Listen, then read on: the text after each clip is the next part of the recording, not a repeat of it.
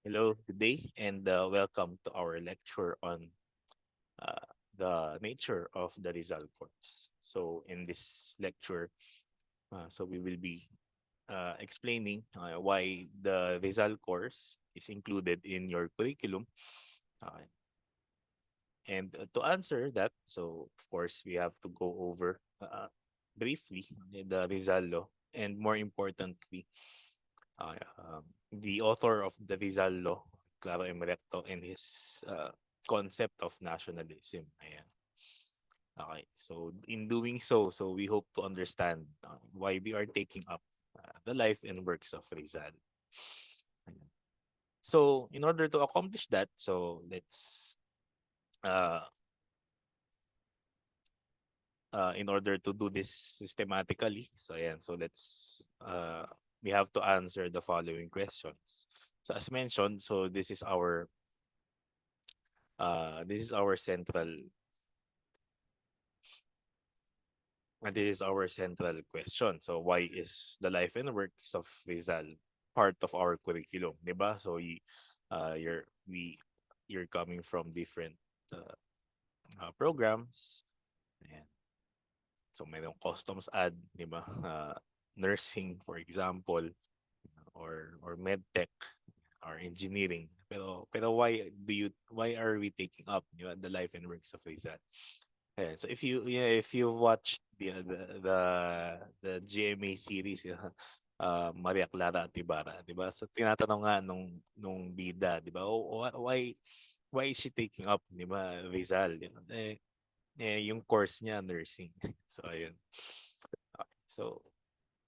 Uh, so to answer that question, so here are some we broke down the central question into uh, sub questions that will help us answer ayan, the central question. Okay. So we first need to find out ayan, what was happening at the time the Rizal Law was enacted. So ano ba yung nangyayari in the Philippines at the time? What was prevalent and in the society at the time? Okay. Uh, in line with that, so with uh, with that, ano yung problems, di ba, that were persisting during the time? Okay. And lastly, so what is needed? Uh what did Recto I perceive to be what is needed by the society in order to address the problem? Okay. So if we are able to answer these questions uh correctly, then hopefully we get to understand a little bit more why we take up the life and works of Rizal. Okay, so let's answer the first question. So the Rizal Law was enacted during the mid 1950s. Ayan, so ano ba yung prevalent in the Philippines at the time? Okay, so we have this what we call as the lingering colonial complex. Okay, or specifically, so there is an excessive preference for imported goods and luxuries. So in short, so this is what we commonly know as uh, colonial mentality, okay, and materialism and being materialistic. Okay. So this prevalent mentality, okay, uh, led to a system that is established by people in influence on to take advantage of this lingering colonial complex. Ayan. So they want to use this prevalent mentality among the people for their own benefit. And this system leads to a type of poverty that is systematic. Okay, uh, meaning a particular system, yeah, that that allows in poverty to continue to exist, diba? Or at least to make it medyo ano naman, that makes it hard for people from poverty to uh elevate their status, to improve their status of life. Ayan.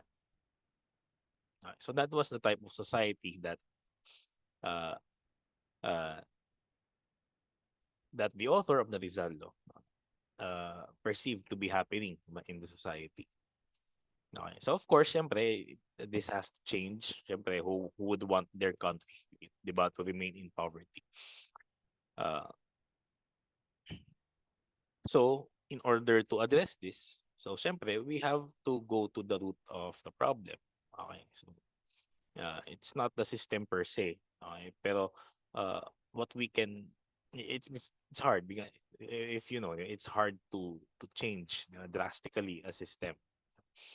'Di ba? Sometimes even if you're the president of the Philippines, 'di ba? There are still a lot of obstacles and a lot of hurdles if you want to overhaul a system. Okay? So what we can do is to change, 'di ba, the mentality, is to try and influence, 'di ba, the mentality of the people. So anong mentality ang magka-counteract sa colonial mentality? Okay? And of course, that is nationalism. Yeah. So nationalism, if it is properly instilled in the minds of the people, if it's properly uh,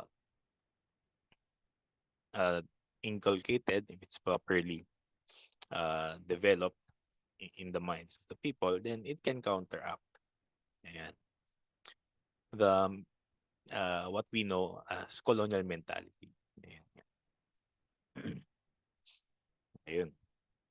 Okay, so let's explain this a little bit more para mas malinaw yung ano natin, yung yung concept.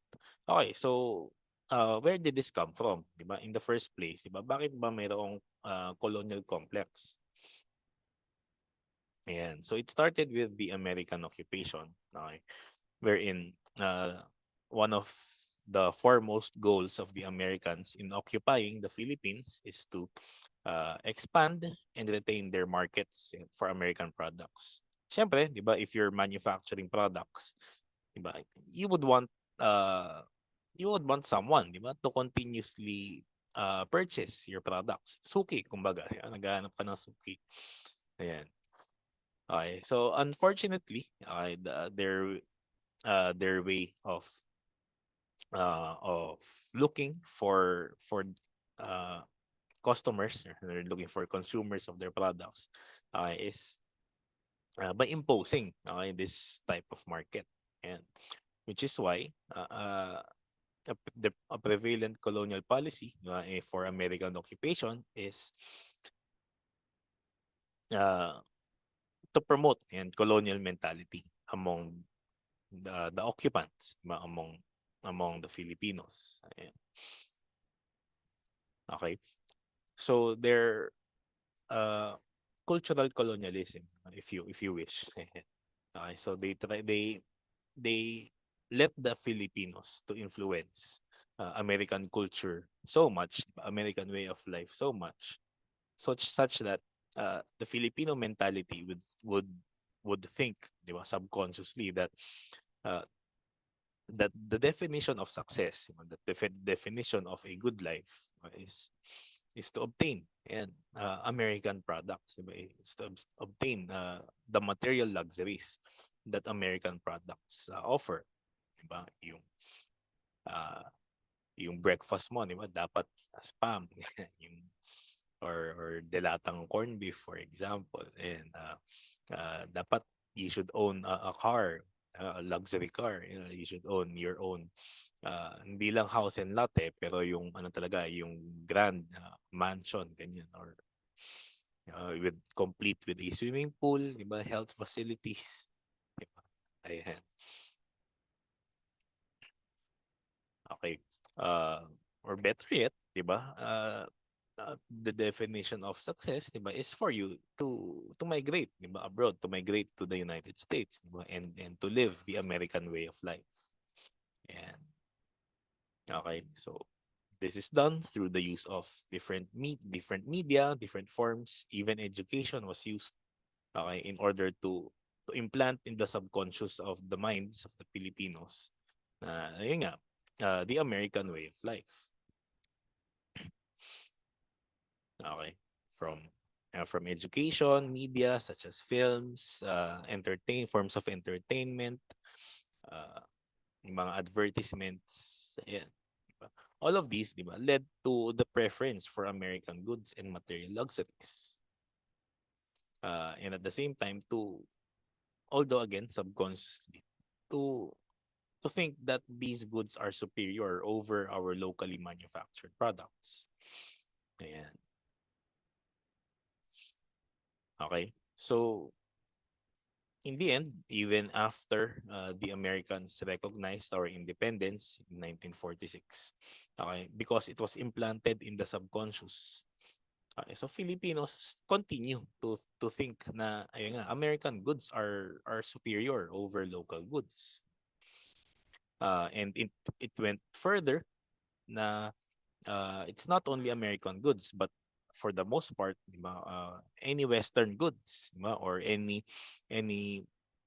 product coming from first world countries, yeah, coming from developed countries. And okay, uh, so because of that, yun nga, and even until now, yun nga, so this colonial complex continues to persist. Yeah. Again, because there is a system that was established that allows this complex to continue to persist. Ayan. Kasi even if the Americans are no longer here, uh, ang pagdidistribute ng mga American brands or ng Western brands, diba? Products coming from Western companies, diba? Will fall into the hands of a selected number of people. Diba? Yung mga people in influence, as we said. Diba? So in order for the people to continue to consume, to purchase these products, so a system was established. Ayun nga. So that people will continue to look up to American goods or to Western goods. Diba? Uh, whether that's through mass media, diba? Advertisements, billboards, films, TV shows, popular media, different forms of popular media. Ayan. So, if you actually try to analyze, if you try to examine, diba, the content of these media, these different medium, kung makikita nyo, it's full of materialism, diba? Uh, it's full of content that promote materialism, diba? Na uh, yung mga even if they are Filipino shows, for example, 'di ba? Halimbawa kapag may handaan yung isang Filipino family na mayaman, na malaki yung bahay, yung kinakain nila puro mga western food, 'di ba? Hotdog, yan. Uh, bacon, yun. 'Di ba? Yung kapag magbe-breakfast yung family sa umaga. Uh, so yun. So it it may be small details uh, to some, di ba, na yun, if you're going to just if you just want to sit back, relax, and enjoy the film or whatever it is you're viewing, it may be small details, but uh, they continue to enter. They still enter the subconscious of the person, of the people. So again, from films, advertisements, even our educational system, and the contents that are being presented uh, in school. So yeah. So a system, di ba, was made by people in influence, whether that's in business or political influence, to make sure the lingering colonial complex will continue to persist. Yeah. So that's according to the author of our reading, yan, si Clara Emerecto. Okay. Ayun. So again, uh, correct this, mentality, so we have to rededicate nationalism to the people. We have to uh, teach the people, the ideals of national. Actually, hindi lang teach, but we have to make people realize, diba, to ingrain in their minds the importance of nationalism. Yeah. Okay. Pero we talk about nationalism, pero what is nationalism? Ayan. So still coming from the author, uh, nationalism refers to the love and devotion to all that is ours. So usually, iba yung nationalism is defined by as the love for nation and the love for the country. Okay. Which still holds true, di ba? So it's love and devotion to all that is ours, di ba? Meaning everything that we can find in our territory, not just the land, not just our environment, but of course, especially our people. And now, uh, it's easy to say, di ba, uh, na you should love your nation, di ba? Pero uh, love again is an abstract concept. Pero so we have to make sure that this love, okay, this devotion is the way that we are showing our love and devotion is correct. Diba? Na tama yung love kasi love is a concept that is easily misunderstood. Diba? And that is easy misconceptualized. Diba? Even in media, yan, balik tayo sa media. Diba? Uh, the concept of love is being uh, misconceptualized, 'di ba? Na what we know about love is or or the way that media is portraying love, 'di ba, is actually different from the love that we are looking for, 'di ba, here in nationalism and actually in real life. Okay. So first, we have to make sure that the following components, 'di ba, are present in this love and devotion to our nation. Okay, so first we have to be conscious that we are a distinct people. Okay, so the first component and reminds us that we must believe that the Filipinos are a distinct people, are a unique people, a people that have our own way of life. Okay, so uh, this one is easy enough to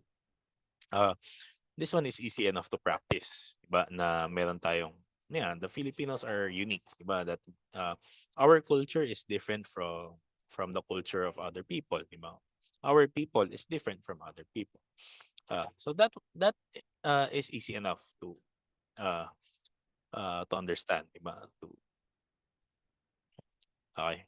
However, in addition to this component, we must remember also that a second component is also important. We believe that the people are distinct, but at the same time, we must also believe in the genius of our race and in the capacity of the people for advancement. And we must also believe that our people, are capable to attain progress. Ayan, diba? We must believe that the Filipino people uh, can make the Philippines, diba, a progressive country. Diba? Kasi if you do not have that belief, diba? If you not believe that the people are capable, then uh, yung yung belief lang natin that we are unique, it just becomes ano na lang siya, yung tipong pang museum na lang siya, diba? It's something that continues to remain in the past. Okay. Uh, However, the Filipino people are existing, di ba? We are here, di ba? We are alive. Diba? And we must continue to believe that we are capable of progress. We are capable of attaining advancements, diba, in our society. Okay. So that the programs that we do, diba, we continue uh, to make programs, diba? We continue to make policies that give us opportunity, yeah, to attain that particular progress. Diba? Now, we see opportunities for progress and we grab it. Okay, kasi if you cease to if you continue to stay in the state that you are now, especially 'Di ba? If many of the people are living in poverty, 'di ba? Eventually, 'di ba, the country will sink. Uh, the country will fall. Okay? So we always have part of this love, 'di ba? This love for and devotion for the nation is uh to make sure that the object of our love, 'di ba, our country, our nation, 'di ba, fulfills uh fulfills our capabilities, 'di ba? Fulfills our destiny, 'di ba? Na we make the most out of our potentials. Ayun. 'Di ba? Kasi if you cease to uh the moment that we stop providing opportunities for progress, 'di ba? We stop existing as a human, as a race, as a nation, 'di ba? We just simply attach ourselves to a different, more progressive nation. Okay? You still believe that you're a different people, pero if you're relying your if you're relying on others for your progress, and then eventually for your survival, 'di ba? Then you're no longer considering yourself, 'di ba? Uh, a separate entity. Uh, okay. So you're no longer making yourself an object of that love, 'di ba? Nawawala na yung nationalism. Kasi you let others handle your ano na uh, handle your survival. Handle your existence. Okay? You're just simply living for your own, 'di ba? So it's no longer nationalism. So uh that ideology is no longer nationalism. Ayan. Uh yung love and devotion mo is no longer present. The object of your love and devotion is no longer uh the nation, or is no longer the people. Ayan. The object of your love is now, well, particularly technically yourself. Okay? So again, these two components have to be present. So you have to believe that your people, our people, are unique, are distinct, easy enough. And at the same time, we have to believe that our people are capable for progress, for advancement.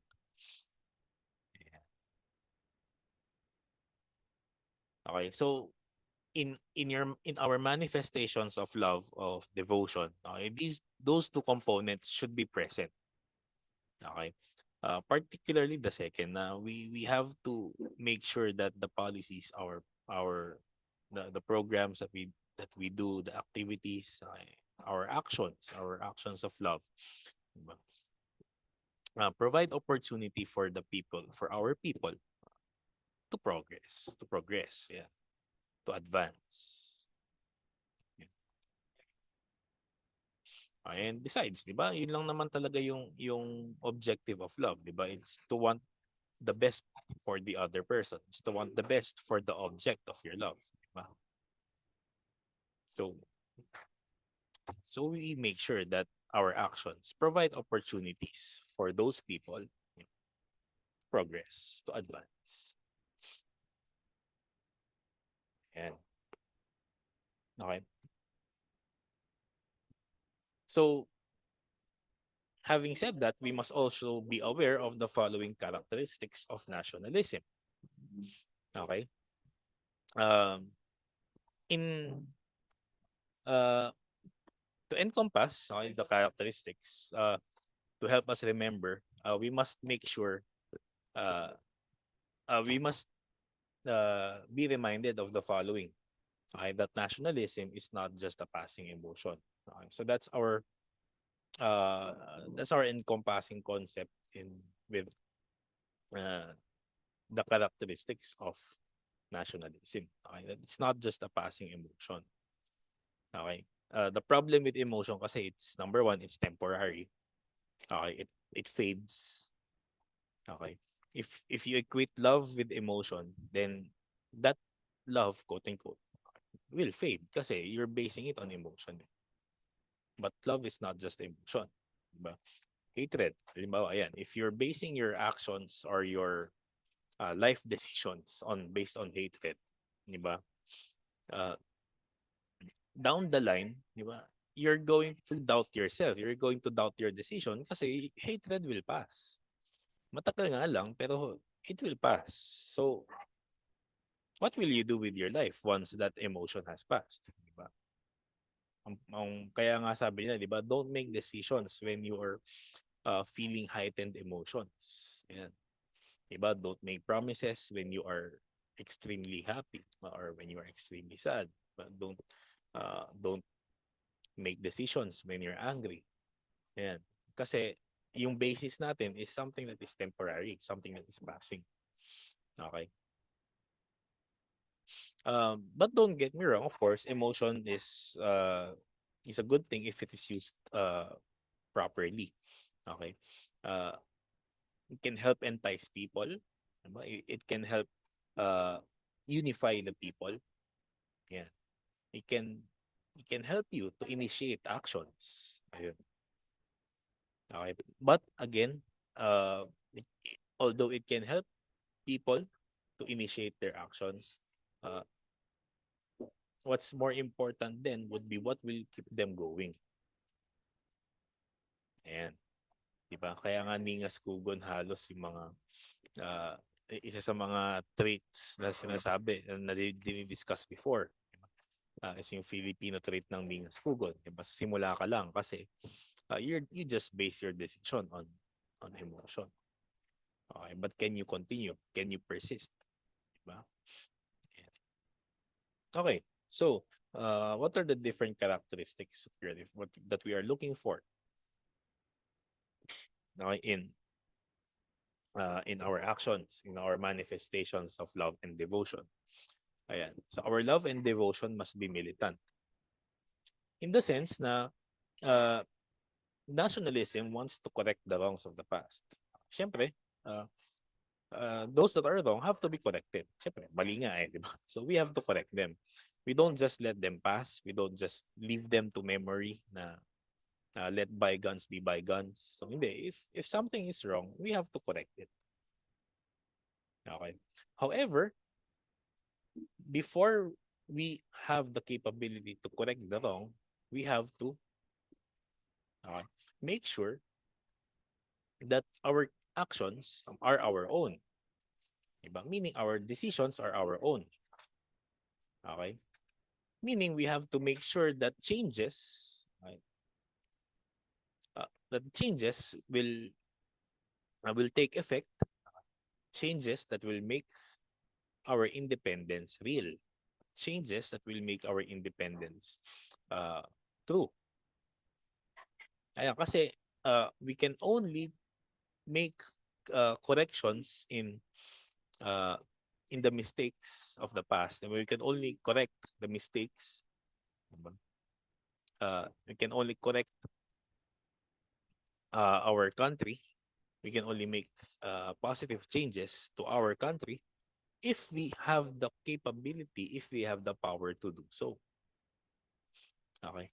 And it is only when we attain independence, when we have such power, we have such capability. Okay? Kasi, yun nga, we can make our decisions our own. We can make decisions on our own. Our actions are of our own choosing. Diba? If other people are controlling us, diba, it does, uh, ang priority nila, diba, is not what happens to our people. Ang priority nila will still be always the benefit of their own people. Diba? Regardless kung tama ba or mali ang nangyayari sa atin. Okay? Because remember, when all is said and done, nobody can love the Filipinos more than their fellow Filipinos. So if you want to correct the wrongs of the past, then our first step is to ensure that our country attains through independence. Okay, so that's what we mean when we say nationalism is militant. Our manifestation of our love and devotion is militant. Next, it's persevering. Okay, it's co-substantial. Okay, and co-eval with the country and the people. Okay, so as long as there are people, diba, who continue to manifest nationalism, that components of nationalism, okay, then uh, it's going to continue to exist. Okay? Because there will always be the object as long as the object is there, but the object of that nationalism is there. Yeah. Okay, so it's going to be long lasting. Again, we have to make sure that the manifestations of our love and devotion are long lasting, are persevering. Diba? Kasi again, as long as the object of that love and devotion is there, they will continue to experience the effects of those actions.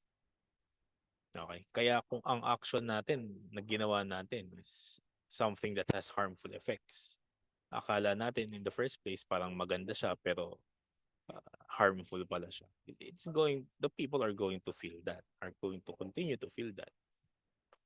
Okay? So we have to remember that true nationalism, but that true love and devotion, the true manifestations of love and devotion is persevering. Diba?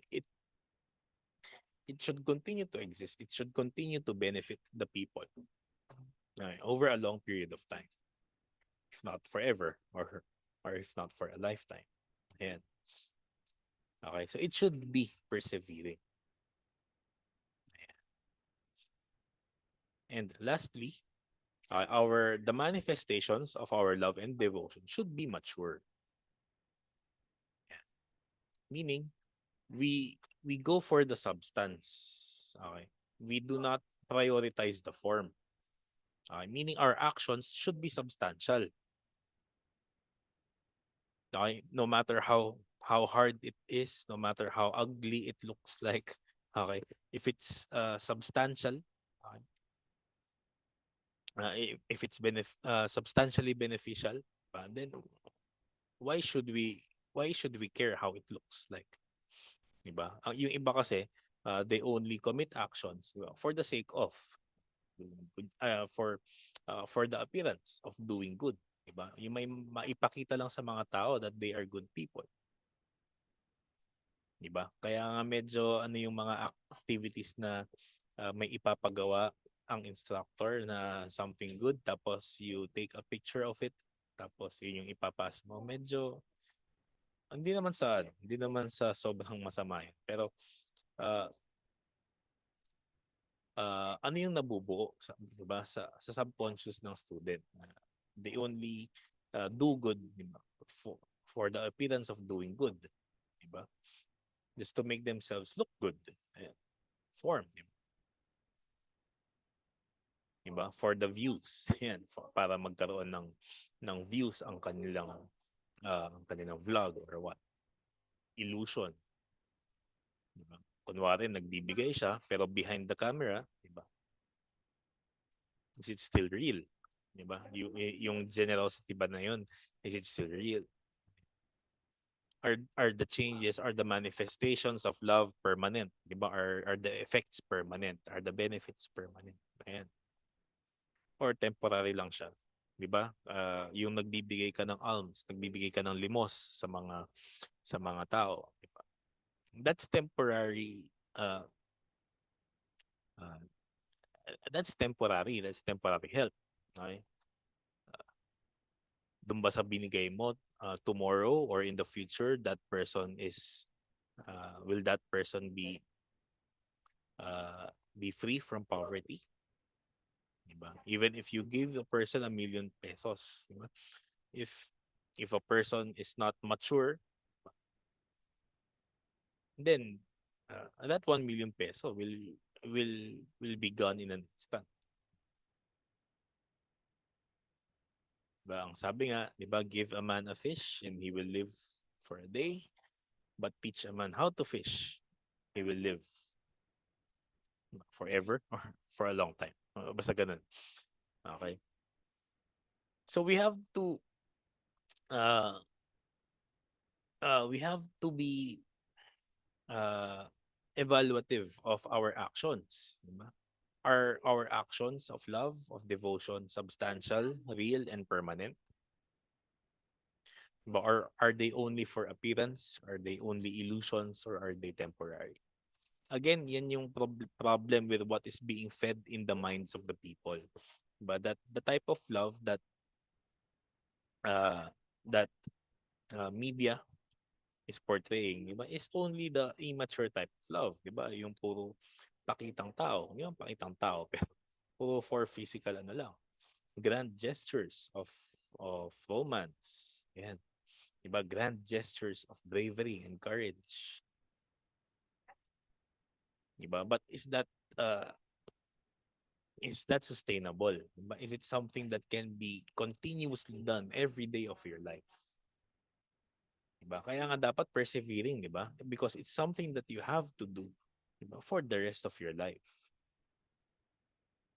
Diba? So, gestures of love and devotion, diba, are not the grand uh, gestures that we see, diba? That we see on TV, that we see on films or media.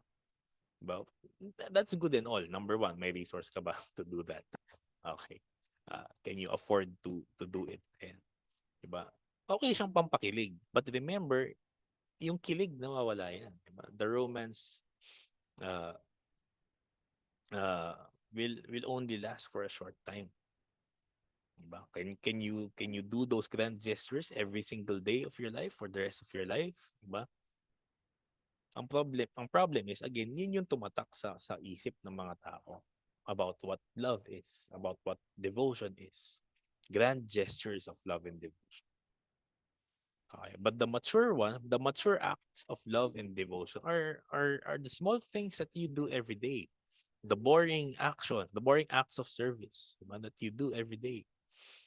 Diba? The simple manifestations of love. Okay. It's the day-to-day things, diba, that's going to get you to in the long run. It's going to uh, uh, that's going to matter, diba, in the long run.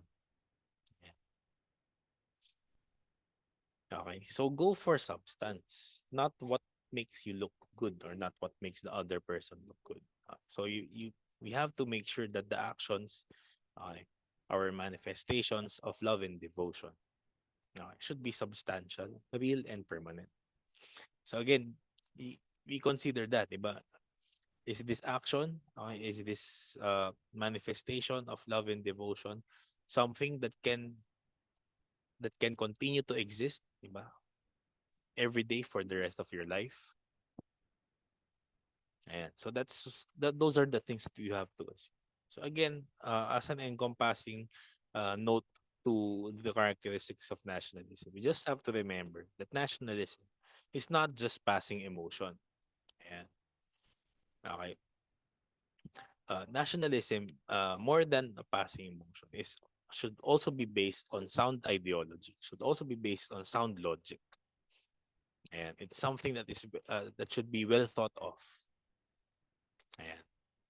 And of course, ultimately, it's something that should be carried out. Hindi naman pwedeng puro plan lang. Hindi pwedeng puro ideas lang. Okay? So those three should go hand in hand. Those three should go together. The emotion to initiate, okay? The action, uh, the plan, the idea, to make the action sustainable. Okay? And of course, ultimately, action, of course, uh, to make, uh, to manifest. Diba? So those three should always go hand in hand. Yan. Okay? So that's the type of nationalism that we are looking for. Okay? Nationalism that is uh, uh, that recognizes, diba, the uniqueness, the distinctness of the people. and at the same time that recognizes the capability of the people for progress. If we uh, put to heart and mind, if we put to heart and mind those components, particularly the second one, diba? Uh, our dependence, diba? Our preference on uh, for for anything foreign, diba? Whether that's foreign help, foreign aid, foreign investment, foreign basically yun. Uh, our excessive preference for those will go down because we believe, di ba, that the people are capable. Di ba? Di ba? Uh, we give opportunities, di ba, to our local businessmen, to our local farmers. Ayan. Because we are capable. They are capable. Ayan. We support their products, our local products. Ayan. Because we believe that we are capable. Okay? We support them so that they can improve their quality and hopefully, di ba, we can be globally competitive. Kasi, di ba, how can we compete in the global market, di ba? How can we become active members of this globalized society, di ba? If uh, we ourselves, di ba, do not believe that our people are capable. So it will start with that. It will start with that belief that we are capable. Diba? And also, we also have to be reminded that the manifestations of our love and devotion should be militant, persevering, and mature. Yeah. Okay. So again, we may not be able to eradicate the system immediately. Okay. But if if little by little, diba, we inculcate into the minds of the citizenry, diba, into the citizens, diba, majority of the people, diba, this idea of nationalism. We're not saying na you stop buying imported goods or you stop buying material luxuries, diba? Of course, syempre that's a big thing to ask for. Diba? Pero we also have to consider uh, the repercussions of excessive preference for imported goods and luxuries. Diba? Uh, as a personal thing, diba? As what we will also be discussing, diba? Uh, in in the succeeding topics, life is about balance. Too much of one thing is not good. Uh, uh, there should always be balance in life. Okay? So if you can still have preference for imported goods, but also uh, uh, so let's support, diba, our local products, our local manufactured products. Siyempre, of course, we cannot do away with material luxuries, pero we can limit, diba, our preference, diba, for material luxuries, diba? Our, we can we can practice to be contented and satisfied, diba, with whatever we have right now, diba? And not be too excessive, diba, uh in getting those uh material luxuries. Ayan. Okay, so it's the first step that we can take, okay, uh, in order to eradicate the system that promotes systematized poverty. Okay, na in the end, di ba, if we do our part, uh, hopefully the Philippines can experience uh, a time or can experience, di ba, its time of economic progress and development where no people uh, live in poverty, where no people uh, are having a hard time to acquire their necessities. And it's possible. It may be a long shot, but the road may be long, but it's definitely possible. Yeah. And of course, it starts with the mentality, especially to those who have the capability, especially to those who have the means, to uh, influence the system a little bit. And so, what is our task? Uh, uh, so, according to the author, uh, so these are the tasks of Filipino nationalism. Okay, so we have to preserve our identity. Again, one of the components of nationalism, diba, is the recognition that we are a distinct people. So we have to preserve our identity. Okay. Uh, we have to relive our historic past. So uh, uh, it's only in understanding the actions of our ancestors, than the struggles that the Filipinos have been through. Can we be proud, diba, of how much the country has been through. Okay. Now, if we compare today and before, uh, we can all agree that the Filipinos have been through a lot. Okay, and we're still here. We're still standing, diba? That's a testament to how capable the Filipinos are. Okay, so we have to relive our past. And let's give our republic an honest and efficient government. Right? From the top officials uh, down to the low level of down to the local officials. Okay? Because it's them more than any other person. It's them who can really influence the system, who can really make changes in our system. Okay, but of course we can do our part. Diba? We can start by educating ourselves uh, by practicing the ideals of nationalism, eh, to make sure that our actions, our decisions are motivated by a love and devotion to our society, to our country. Yeah. So our goal, the role, okay, of course, is to of the life and works of Rizal is to instill the ideals of freedom and nationalism. Okay, because again, it's only the ideals of nationalism that can help us realize, okay, what we should do, what we can contribute, okay, in order uh, to help alleviate, di ba, to help improve the economic status of our country. Ayan. Okay, and in order to share the ideas, to extract the ideas of nationalism, so we're going to use Rizal's contribution, Rizal's works, to the development of nationalist ideas. Yeah.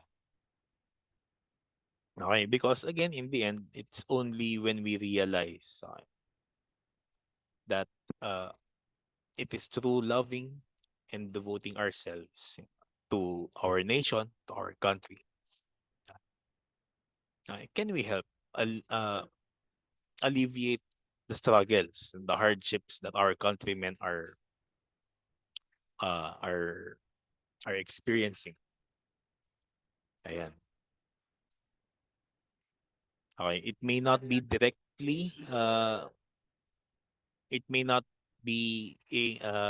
it may not affect uh, the people in poverty directly.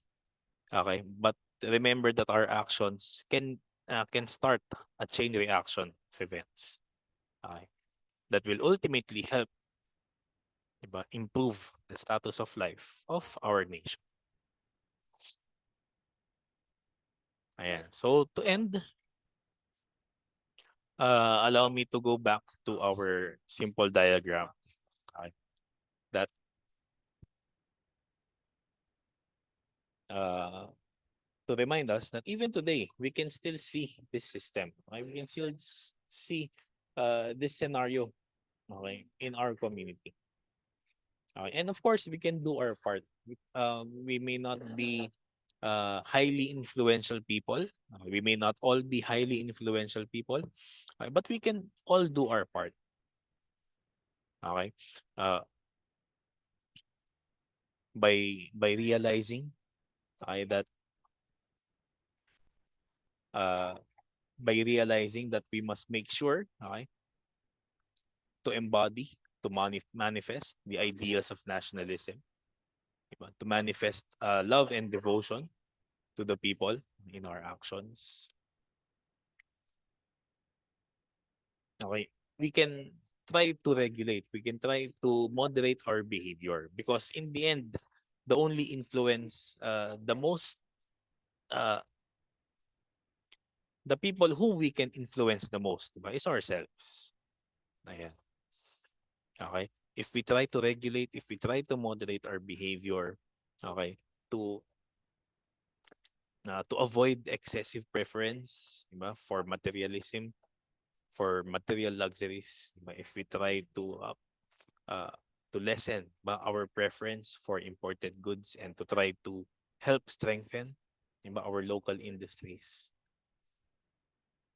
okay, then that's already that's already uh, that will already have a big effect to to improving the the economic status, economic standing of our country. Okay, little by little, it may only be a small step, but remember, diba, the journey starts with a small step, right? Um, so with that, I hope we understand why we take up the the course Life and Works of Rizal. So